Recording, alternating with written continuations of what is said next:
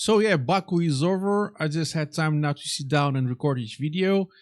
Let's review a few interesting facts about the race, and also that I was spot on with my predictions. See you in a bit.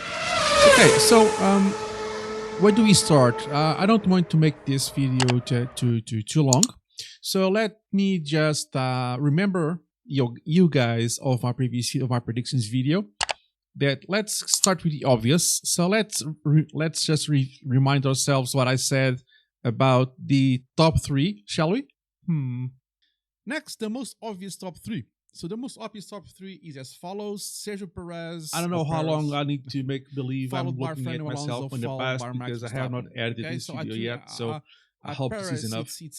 So I predicted the top three to be Perez, Max, and Alonso. As you can see here, I was almost right.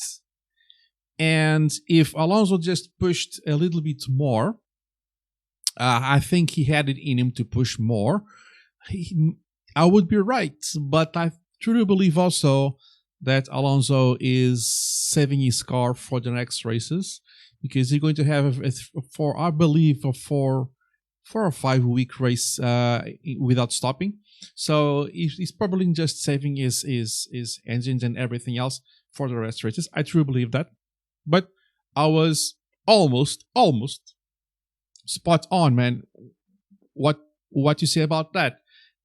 My other prediction was also that Mercedes would not keep up. Remember? Mercedes. So I truly believe that Lewis Hamilton and George Russell will not perform. And I said, okay, so I truly, and I said that Mercedes will not finish on the top 6, and I was so close to being right, because if Stroll did not make that mistake, I was probably going to be spot on. Yeah, I was wrong about Ferrari and the pit decisions. They actually finished it on higher than I was expecting. But man, about Mercedes in the top 6, holy mother of God, I was almost there. And also, I predicted that the Vries is going to smash T1, turn 1, and he's going to take the Vries did not take Tsunoda with him. But he actually did what I predicted. He crashed. So yeah, my predictions were pretty awesome, pretty spot on, if you ask me. And I'm proud of myself. What do you think about this? Put that in the comments below. So my predictions were spot on. Yes, Piastri did not do as well as I was expecting. He did well, but not as good as I was expecting. And well, I cannot make it right every single time, but I was really close to being spot on every single prediction. Now, just to wrap up this video, because I don't want this to be too long, like I said, just a couple of thoughts. I don't know which one I will mention first. Yeah, I can say I will leave one for last, and I think you guys know what I'm going to say about a specific situation. So, again, Aston Martin's the car show that they're get tanks. So the corner that De Vries broke his front left suspension was, I think, the same where Stroll hit the wall also. So this Aston Martin just hit the wall and kept going. We even saw some pieces of stuff flying around. I believe it was the piece of the advertisement. I don't know, but Stroll just kept on going like nothing happened. But the Vries hit. I don't remember exactly if it was the same wall or a similar corner, and the suspension just went flying. So again, the Aston Martins proved themselves to be quite tanky. And still regarding to this Grand Prix, because this Grand Prix was quite uneventful. That last part where Esteban Ocon tries to make a run for the pits, and people was asking me why did he went to the pits on the last lap. Russell, we could understand because he was trying to get the fastest lap of the race. But why did Ocon go to the pits at that time? people were a little bit confused on the why, and the why is as follows. Every car needs to make at least one pit stop throughout the race. So one pit stop is mandatory. And believe it or not, Ocon was still with the hard tires that he started with the race with. So Ocon did not stop for a single time.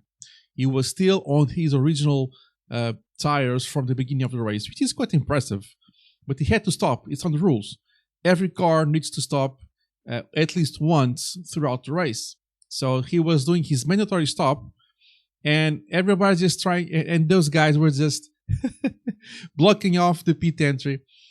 And later on, a document showed up saying that the FIA is going to request information and get more information about the FIA. So they are trying to, like an inception style stuff.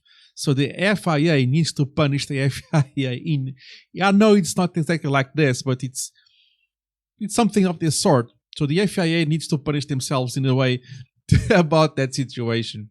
Okay? So in order to wrap things up, I just want to talk about the race a little bit. It was a little bit pretty much uneventful, and I wanted just to share my happiness that my predictions were quite spot on. Let me just share with you guys something funny. This happens on the F2 race, and this happened. So, just watch it. What position did we finish? Position? Are you joking? I swear I have no idea what position I finished. I don't know if it's P5, P6, P2. I don't know. What did I finish? Sorry, mate. I thought you were joking. P2. So Enzo Fittipaldi did not, on the F2 race, was completely oblivious of what position he finished in. So he did not know what his position in the end of the race. That's hilarious, man. He was completely lost. He didn't know. And the pit guy, his engineer, thought he was joking, since the wah wah wah joke. So this just comes to prove that the drivers are just too focused on the race, and sometimes they are oblivious of what's around them.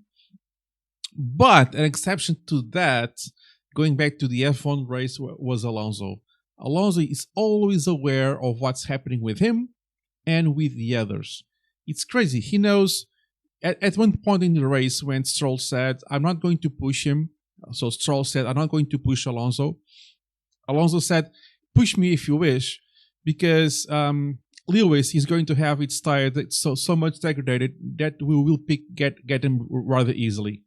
And that's exactly what happened. So he completely is aware of what's in front, what's behind, and what's happening with himself. Crazy stuff, if you ask me. Great part, that one.